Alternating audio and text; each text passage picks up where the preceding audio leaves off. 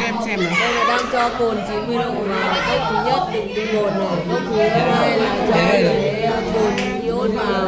Thì các em thấy màu sắc thay đổi thế nào? Ở cái khi tôi cho cái dung dịch iốt vào cái tinh bột kia thì nó thay đổi màu sắc như nào? Thay đổi thế nào? Nó chuyển sang màu gì? Chuyển sang màu màu của cồn. Màu gì? Màu nâu đen đen. Màu đen đen lâu lâu đúng không? Thế còn cái cồn 90 độ mà nhỏ vào kia thì em thấy nó có thay đổi màu gì không? Không ạ. Không thay đổi màu chứng tỏ là cồn thì không có tác dụng đúng không? Còn cái cồn iốt mà nhỏ vào đây thì nó thay đổi màu là do tác dụng của cái iốt hay là do tác dụng của cồn? Tức là của iốt ạ.